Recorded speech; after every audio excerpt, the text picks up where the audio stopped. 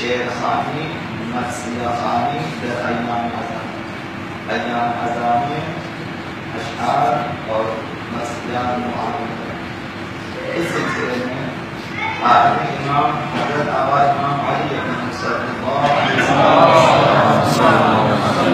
وسلم ارشاد فرماتے ہیں کہ یا جبل احب ان تنشدنی شعرا، اے جبل میں چاہتا ہوں کہ تو میرے لیے شعر کہے.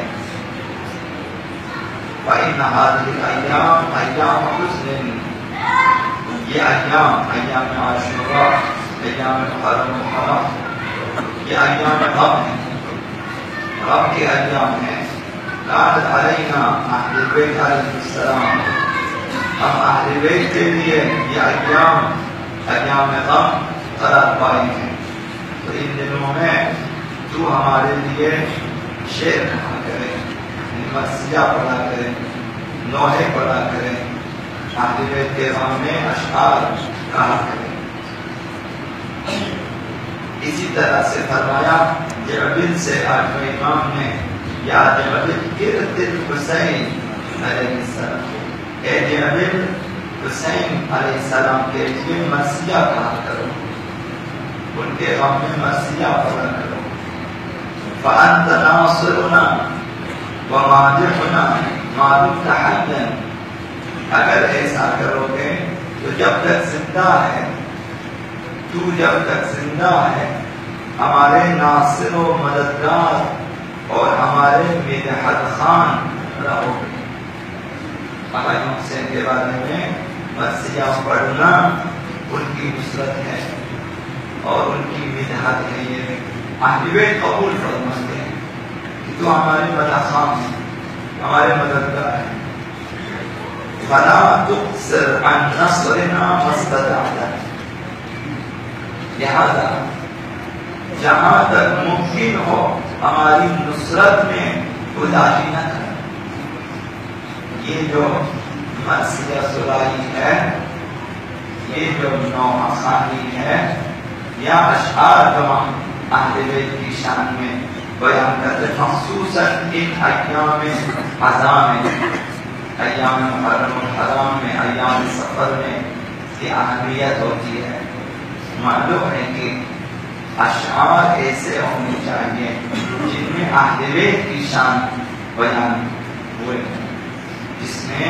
جن میں اہل بیت کے مسائل بیان ہوئے.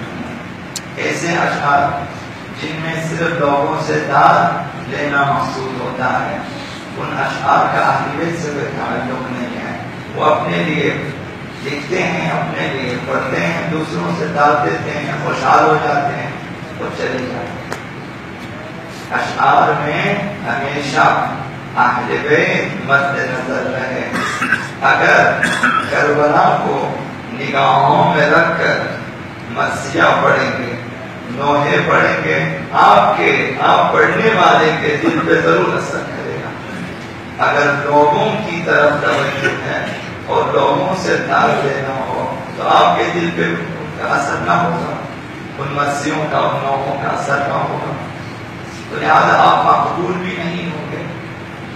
تو آپ دیکھتے ہیں کہ نوحہ خوان حضرات جو دوسروں کے لیے، بعض نوحہ خوان حضرات جو لوگوں کی خاطر نوحے لکھتے ہیں، لوگوں کی خاطر پڑھتے ہیں، آپ نے دیکھا کہ آخر میں جا کے وہ کیا پڑھتے ہیں؟ آخر میں جا کے آلات موسیقی کے ساتھ کھیلنا شروع کر دیتے ہیں. آخر کو سینہ زنی بھی کرنے کی توفیق نہیں ہوتی. ڈرم بجاتے ہیں، ریکارڈ کرتے ہیں، آپ کو دے دیتے ہیں کہ یہ میرا نوحہ آپ سنیں. جب جتنا شور آ رہا ہوتا ہے وہ ڈرم کی آواز ہے، نہ سینہ زنی کی. یہ ایک فراڈ ہے، ورنہ ضرورت نہیں ہے آپ ڈرم بجانے کی بجائے 10-20 نوجوانوں کو جمع کوئی سینہ زنی کریں، کیوں ڈرم بجاتے ہو؟ تو جب خدا کے لیے نہ ہو، اہل بیت کے لیے نہ ہو، تو انسان پھر ان میں 2 نمبر کام کرنے شروع کر دیتے ہیں. نام اگر نہ ہو جس نوحے میں، اپنا تخلص نہ ہو، قبول نہیں کرتے، نہیں پڑھتے، اس کا ہمارا نام کدھر ہے؟ بعد اس میں ہمارے اپنے اداروں کے نام بھی ڈال دیتے ہیں. آخری مصرع مکمل نوحہ خوان، شاعر، ادارہ اور سنگیت وغیرہ وغیرہ کے ناموں سے پورے ہیں. ہمارے نوجوان بے توجہی میں انہی پہ سے نظریں کر رہے ہوتے ہیں. تو جو لوگ خداوند متعال اور اہل بیت کو مد نظر رکھ کر اشعار کہتے ہیں یا پڑھتے ہیں، تاریخ بشریت میں ان کے نوحے زندہ رہتے ہیں. دیوی کے کتنے مسیح ہوئے، چند آئے تاریخ میں سب تھے. شیعہ سنی نقل کرتے ہیں، علماء لکھتے ہیں، پڑھتے ہیں ان نوحوں کو اور ان نے تاثیر کیا ہے. اور جنہوں نے اہل بیت کو فراموش کر ان کے نوحے چند سالوں کے بعد غائب ہو جاتے ہیں، ان کی اہمیت نہیں رہتی. یہاں حضرت امیر المؤمنین علی بن ابی طالب علیہ السلام، یہ حدیث افتخار آفرین ہے ہمارے لیے. یہ حدیث اس پہ شیعوں کو فخر کرنا چاہتا، البتہ جو شیعہ امیر المؤمنین نے فإن اللہ تبارک و تعالی اطلع الی الارض فاختارنا، خداوند متعال زمین کی طرف متوجہ ہوئے، جتنی مخلوقات ہیں ان میں ہم اہل بیت کا انتخاب کیا، برگزیدہ کیا ہم نے. اور پھر واختار لنا شیعۃ ینصروننا، پھر ان لوگوں نے ہمارے شیعوں کا انتخاب کیا جو ہماری نصرت کرتے ہیں، ہماری مدد کرتے ہیں. اہل بیت کی نصرت کرنے والے شیعہ برگزیدہ خدا ہیں، برگزیدگان خدا. اس پہ فخر کریں.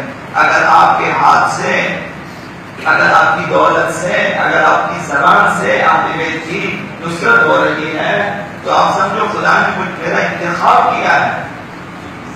فرمایا امیر المؤمنین وَيَفْرَحُونَ لِفَرَحِنَا، یہ لوگ ہماری نصرت کرتے ہیں پھر وہ ہماری خوشی میں خوش ہو جاتے ہیں.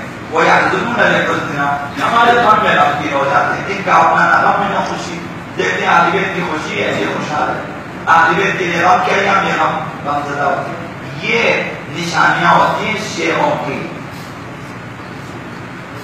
اور وَيَبْذُلُونَ أَمْوَالَهُمْ وَأَنفُسَهُمْ فِينَا، ہمارے شیعہ جن کا انتخاب ہوا ہے، خدا نے جن کا انتخاب کیا ہے، خدا نے جنہیں برگزیدہ کیا ہے، ان کی نشانی یہ ہے وہ اپنے مال اور جان ہماری راہ میں قربان کرتے ہیں، ہماری راہ میں خرچتے ہیں.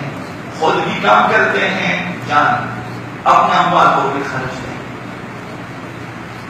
اور ان کی سب سے بڑی سعادت خوش نصیبی یہ ہے، امیر المؤمنین نے فرمایا، قرآن الحکام میں موجود ہے، امیر المؤمنین نے فرمایا کہ یہ شیعہ برگزیدہ ہے، اولئک منا و الینا، یہ ہم میں سے ہیں، مقبول اہل بیت شیعہ ہیں، یہ ہم میں سے ہیں اور ان کی توجہ اور ان کا رخ ہماری طرف ہے.